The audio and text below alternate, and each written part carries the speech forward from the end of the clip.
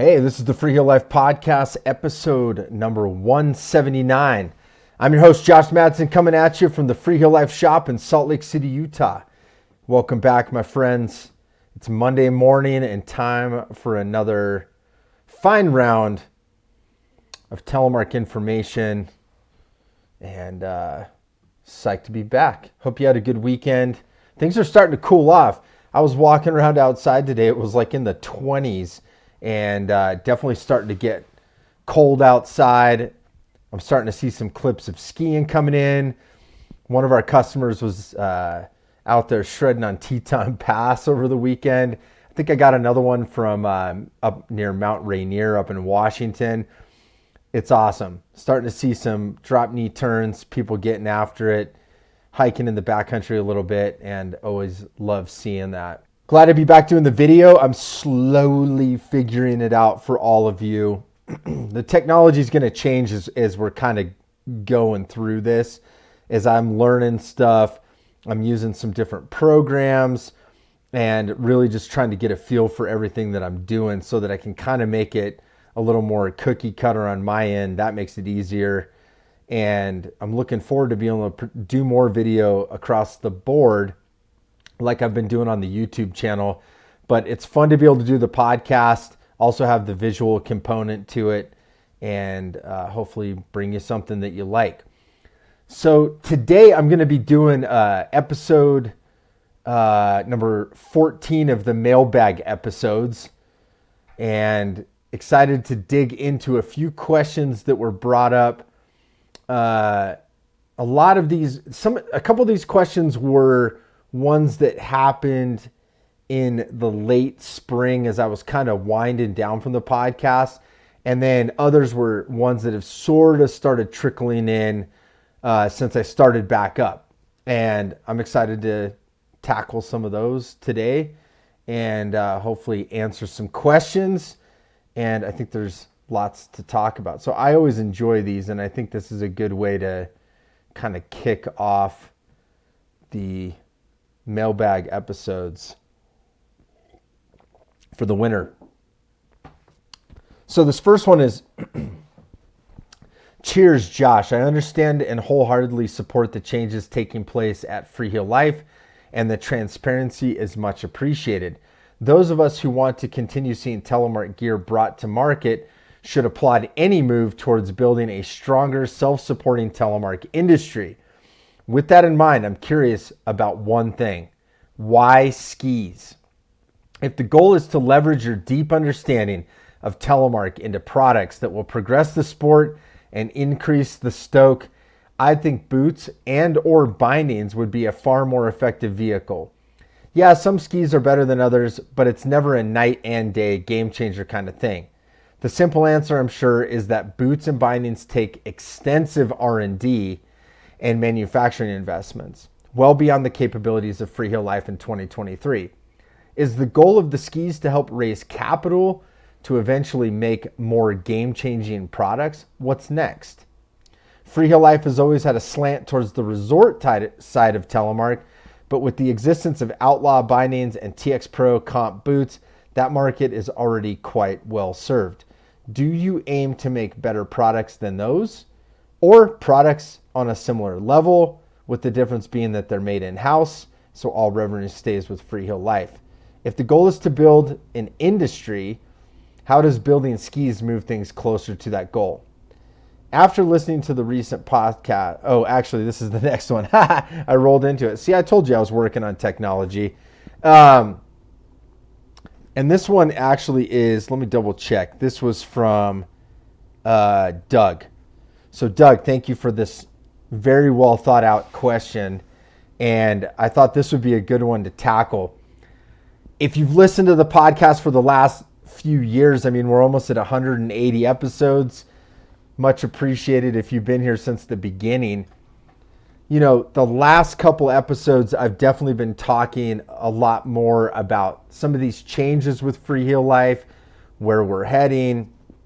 And Doug's question sort of ties in to where I've talked about building industry in the past, and really my desire to see telemark sort of have its own, we're already a niche, right? But have our own little niche in industry that can sort of self-support itself in a lot of ways and isn't existing just to think that the larger alpine world is going to take care of us type of thing. So Doug's questions are really good. The first one is obviously he's like, why are you focusing on skis of all things? And I think this is a very perceptive question, Doug, because skis are not easy. They're not the most obvious. They're not the most specific. All of these things that you kind of touched on. Skis honestly just happen to fall in our lap. So anyone who knows sort of the history of skis and Freeheel Life skis knows that 2015, I opened Freeheel Life in 2014. 2015, I had the first opportunity to sort of be mentored by my friend Todd, make the skis, and we did Freeheel Life skis, a very small batch. I pumped the brakes, skipped a year. 2017, we did it again and pumped the brakes again. I was like, this is too crazy. Skis are not the easiest thing to do. Let's hold off. And then 2021 is when we started the protectors. We invested in some more of the machinery that we needed to create the cores and do more of it in-house. So the answer is why skis? Because especially I'm not a big proponent of telemark specific skis. I think we just need good skis. And it's awesome that we're a telemark brand that's making skis. We've obviously got you in mind. The way we build the cores wouldn't negatively affect an alpine skier, but it's definitely, we're thinking about telemark skiers first in terms of how we're doing our core layup. So why skis? It just kind of fell in our lap. And I will say that a complicated process like that was definitely a good intermediate step to any sort of product development, because it's enough there's enough steps in it. There's enough R&D in it. There's enough learning about materials, cost analysis, all of the stuff that goes into like, okay, we're primarily a retail and a service aspect in our business. Now we're going to go this direction. This has taught us a lot of different things in terms of sourcing material, cost analysis, like I said, how to make stuff. So honestly, I would love to make a great ski like we're doing. You know, we're getting into gear guides like the Backcountry Gear Guide. We're getting into these places. My hope is to become a great ski that a small group every year wants to purchase. And that's super important to me because, quite frankly, just making a great ski. I don't think we're ever going to make thousands of skis. Maybe we will. I think it's a piece of the puzzle. So as I'm kind of going through your question, he's talking about using our deep understanding to create telemark specific products. 100% agree. Boots and bindings are the two main things, right? So if I had to think first, boots, like you said, there is an enormous difficulty to creating boots. We've chosen to create a great relationship with Scarpa at this point. Those are the boots I know. I've been on the team for a long time. We have the ability to go out and test stuff. And that just seems like the best option. I would love, if I ever had the chance, who knows, if I ever had the chance to take a stab at trying to create a boot from the ground up, I would love to, 100%. And I'm not shy in saying that my expertise in telemark, I think would transfer quite well. I've got the data. I've got the experience with thousands of customers. I've got the personal experience, the use factor of that. And I think I just know the market really well. I would love to take a stab at that. I've got some great opportunities with Scarpa at this point, and it's awesome, and I love having that. If I ever had the opportunity with them or anyone else to go ground up, literally sit in front of a blank screen and say, hey, here we go, let's build something. I think I have a lot to offer there. I would love to do that. Chances are not super high for that, but I would love to give that a shot. Bindings, on the other hand, there's some amazing stuff going on out there with bindings. I think there's a lot of pieces to the puzzle that are there. I would absolutely love to see the same opportunity with a binding at some point, whether that's going off on our own and giving it a shot, or having the opportunity to build ground up or modify something that's existing on the market. I would absolutely love that.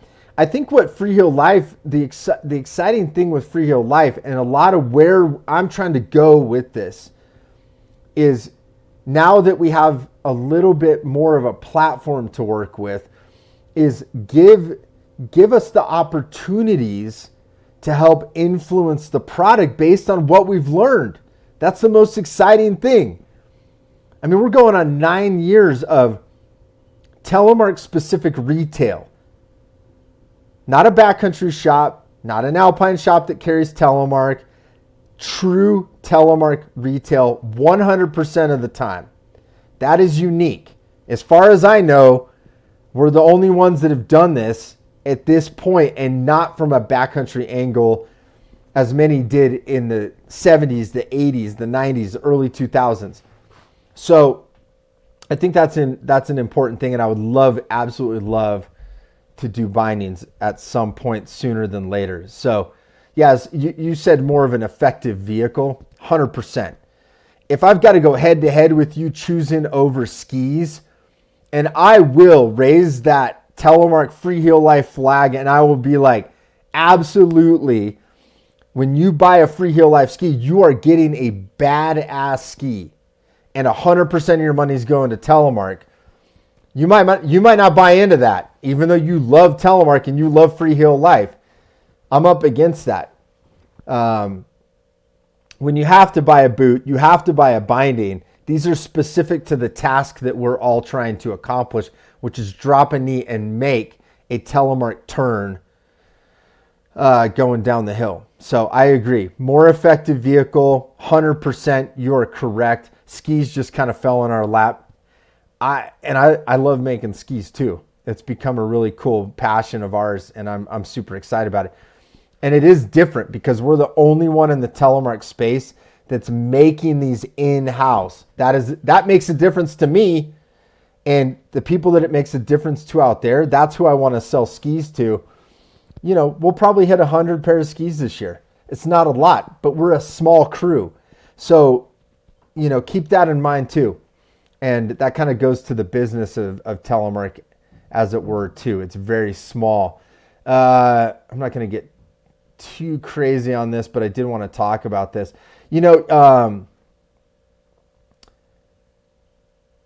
It's funny, everyone kind of has always picked up that, well, I don't know if they picked it up, but kind of this resort slant to the resort side of telemark skiing. Let me tell you a little bit. I'm a backcountry skier. We all backcountry ski. We all have backcountry equipment. I wouldn't say that we slant towards resort in that sense. I just want to clarify that point. We are a telemark brand. I honestly don't give two shits where you telemark ski as long as you're telemarking. Now, I will say, I think in 2023, telemark is going to grow in the resort. It's just a fact. The gear is there. The repetitions are available. And frankly, the backcountry equipment's not as light. You're competing. You want to talk about a hard uphill battle. Is this idea that we're, as telemark, we're trying to compete with alpine touring. That is a dumb idea in my opinion, because alpine touring is going to have so many more participants. I think telemark, and so if you're trying to get like a first-time telemarker in the backcountry, making telemark turns, That's a rough road.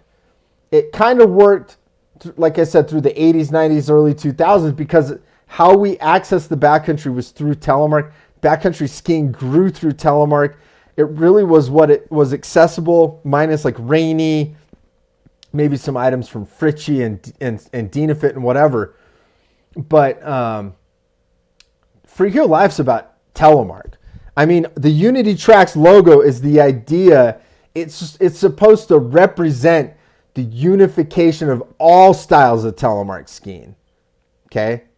So, going back to what you were just talking about, product and stuff, like, yeah, there's great product there. I think it can be better. 100%. I'm going to sell you what we use, and we're selling Rotofell 22 designs, bindings, and Scarpa boots. And there are reasons that that's where we're at right now. Why I've made that decision to focus on product that we absolutely 100% believe in. When you call me up on the phone and I talk to you, or Taylor talks to you, we want to tell you exactly something from our heart, something from our experience, and we want to make sure we're sharing the best product with you so you can go have a good time. So I think that's pretty much it on that one. You're going to hear me talk more and more about this. I think that gives a nice little hint into the future where I would love to go with this. Right now, we're going to stick to what we know. We're making lifestyle stuff. We're making skis. We're going to demo our skis. We're going to get those out there. And yeah, it's a good place to start. Super excited about that. Okay, so next one is, I had Keith Opperman on from Midwest Telefest, great buddy of mine. We talked about sort of driving out to the Midwest for Midwest Telefest. It's coming up in February. And I got a couple emails and a couple people hitting me up on social media about spots that we got to hit. And this guy said, hey, after listening to the recent podcast, here is a list. I can't even talk. Here is a list of some Midwest spots that might be on the way to Midwest Telefest. Wilmot, Wisconsin. Boyne Mountain, Michigan. Chestnut Mountain, Illinois. Alpine Valley, Wisconsin. And I love this part. It's like, I can't stand behind any. I only ski out west, but I live in the Chicago area. So some of these actually were, if we drive, which it's not 100%, I think it is, we got to get demo skis out. Not that we can't ship them. I lived on the road for a lot of years. I do like getting in the vehicle and crushing some miles and going to new places. These are a good list. I'm open to more, so hit me up, podcast@freeheellife.com or at freeheellife on Instagram. You can hit me up there. Wilmot, possibly. I would say probably more Wisconsin, only because if we drive from Utah, we're probably catching 80 out of here, out of Salt Lake, and we're going to take I-80 across, and that's going to kind of line us up more for the Wisconsin stuff, easier, Minnesota, Wisconsin, and then kind of going up. Depends how soon we decide to cut north. And but yeah, I love all of these small places. I know we've got customers at these places too. And actually, Boyne Mountain, I know, it sounds like Josh, I think he's still the owner at Outfitter Harbor Springs up in Harbor Springs, not Petoskey. They're right next to each other. I think he's going to be at the event, so that'll be cool to see some of that Northern Michigan crew out that way. Alpine Valley's been on my list, and obviously Wilmot. I used to show my movies at Wilmot. Actually, I've never skied there, though, so I'm open to that as well. But thanks for sending that out, and love that you're from the Chicago area. That's a town I love a lot.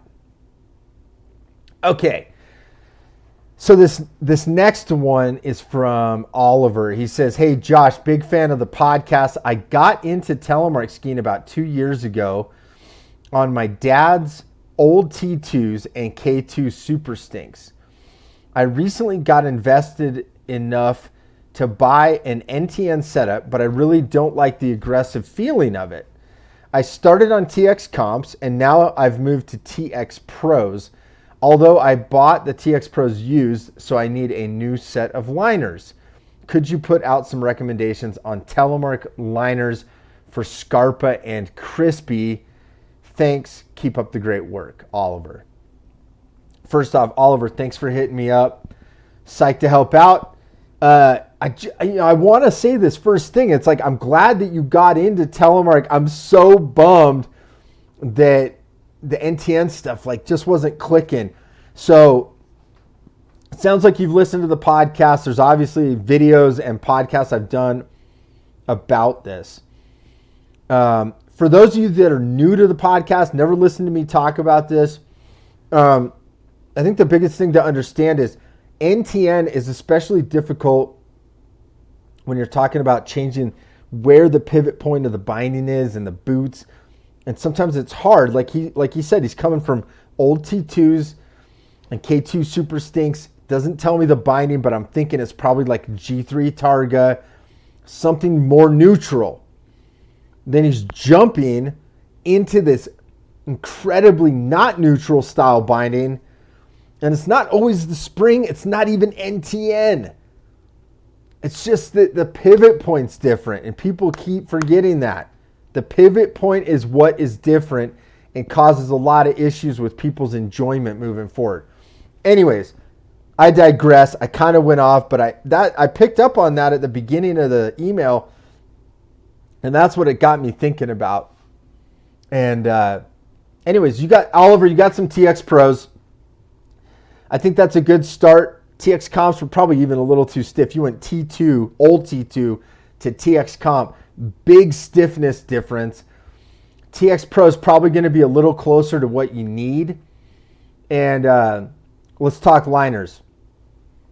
So TX Pros, most of the Scarpa boots at this point come with an Intuition liner that's custom made for these boots. So Intuition all day. That's kind of my number one. That's also what I have the most experience with. Intuition's made the heat moldable liners for Scarpa boots for a long, long time.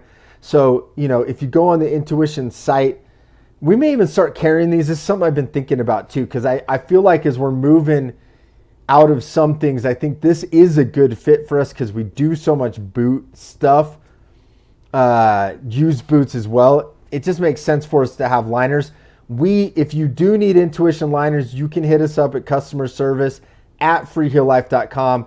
We can get you liners and walk you through this process. It's not on the website, but sort of like one of those hidden things around the backside that we've always done.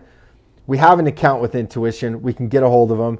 So that's where I would start, is Intuition liners and looking at whether you want to go with a tongue style liner or a wrap style liner.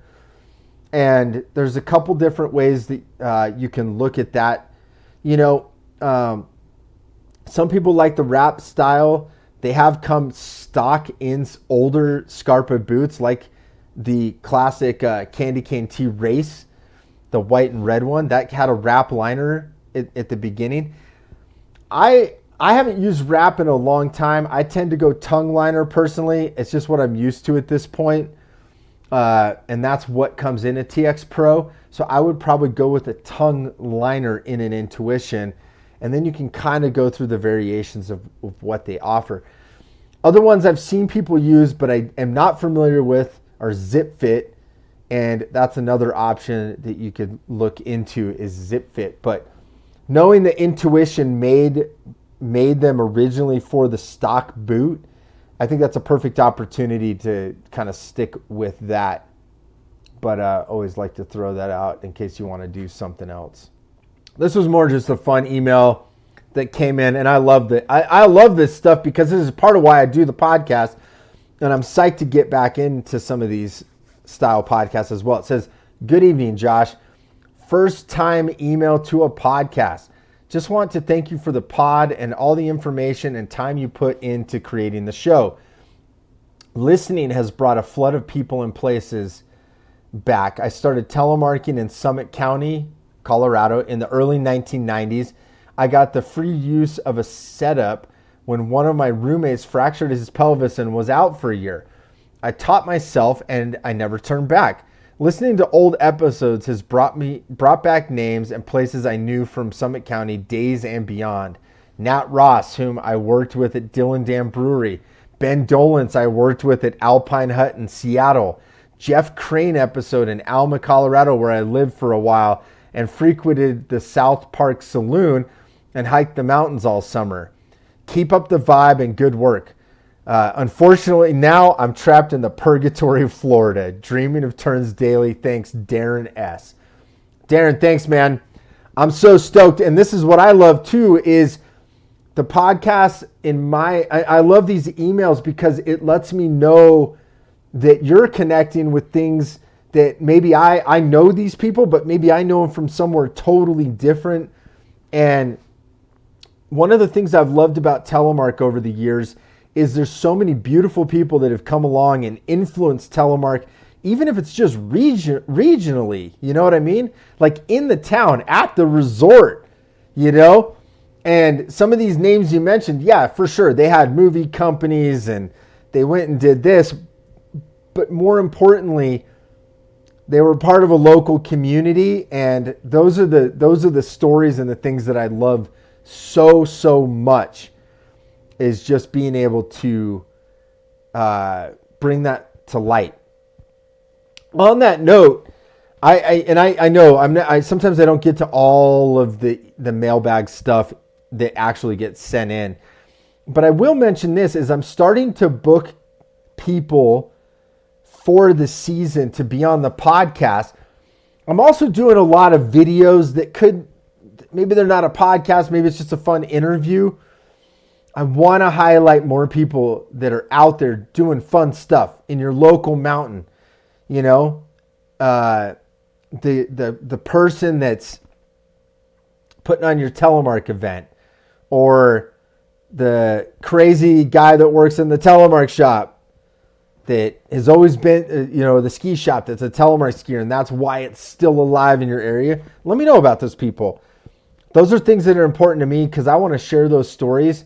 And I think, like Darren, we all have awesome memories of places we've been. Or maybe you're young and you're out there making memories right now. You know, maybe you are the one living at the resort. Sometimes we're all old, you know. I'm in my 40s. I know we've got listeners that are way older than me. So, whatever age you're at, I think we're making memories, and I think that's such an important part of this. And that's why I love talking about it on there. So I'm just going to do a kind of a quicker one today. I'm still getting warmed up little by little.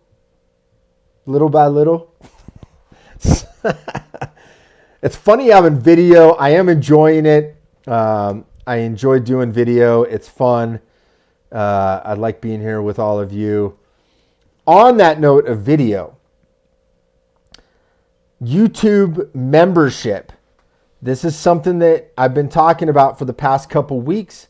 I've got some new membership videos coming out today, Monday the 30th of October. Normally I do a Black Level member live stream for 1 entire hour. So imagine an additional podcast video live stream. I click it on and we go and we talk. So I'll be talking on the live stream. If you're not a Black Level member of YouTube, please consider signing up. YouTube's a great way to, I'm not doing Patreon, I'm not doing anything else. I decided YouTube is the place. There's 3 levels of membership. Green is definitely sort of a supporting roll membership is you go to the blue level, you get some specific videos. As you go to the black level, it's more stuff like this. All of the videos, all of the behind the scenes stuff. And we're doing 1 hour lives once a month. So anyways, Tuesdays, normally, last Tuesday of the month, normally when I do it, it's Halloween. I'm going to bump it to Wednesday. And just wanted to let you know about that in case you're a black level member as well. Other exciting news, Bluebird Day Gear, which is an accessory sort. It's Freeheel Life. It's part of the Freeheel Life family, but we've kept it under the Bluebird Day Gear moniker. We make leashes. We make a universal aluminum heel lever that replaces all broken nylon and plastic levers. And we also make smile plates, which is a reinforcement plate that you can get for your 3-pin boots if you're still using a 3-pin binding and your holes are torn out. Here's the exciting part. We are now moving into a wholesale relationship, which we've had a little bit of over the years, but this is really the push.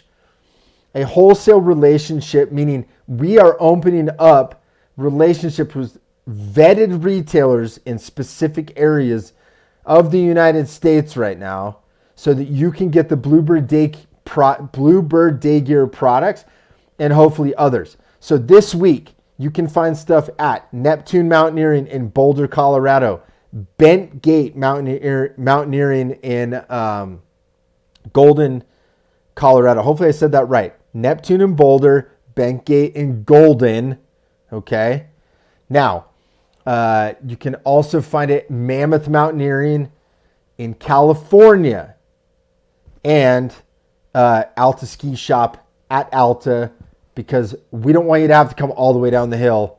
So that's why they are at the Alta Ski Shop. Leashes, levers, and smile plates at select locations.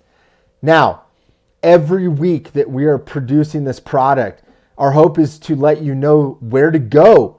Go support, because part of what we want to do, going back to that very beginning, that Doug email, like how do we build this? Yeah, skis, it might be tough. Are you going to buy our skis? I don't know. If you know what a badass ski feels like, yeah, you're going to buy one. But here's the thing is we move forward, we can move into these other shops, and Bluebird's a great way for us to do that. Accessories. If you go buy an accessory at this place, please tell them that we sent you. Tell them you like Freeheel Life. You like Bluebird Day Gear products that come from Freeheel Life. Tell them you want to see Freeheel Life t-shirts there. Whatever. Tell them you want to have our skis there for demo. Let's build this thing up together. Okay? And this is how we can grow our footprint as Freeheel Life. We're small. We're like a couple people. All right? But I am a true believer, if we work hard and you help us with these local retailers, and we're not going to open up every single retailer. That is not our objective. We want the right ones, because if you go there and we give our stamp of approval, it better be a similar experience when you go to our shop. That's important to me as the owner. This is not about opening every single door. This is about making sure we have the right relationships. We can help them stay afloat. They help us stay afloat, and we all grow together. That's the goal, right? So check those people out. Neptune, Bent Gate, Mammoth Mountaineering, Alta Ski Shop. We'll be announcing more every week. Super excited to have this season in podcast. It's not always going to be solo ones. I know Telly Tay is going to be coming back for one soon. And as I get things dialed in with being able to do more phone call style stuff, we're going to be bringing some more guests on. I can't wait for that. So until next week, friends and family, protectors of the turn, spread telemark always. I'll see you later. Peace.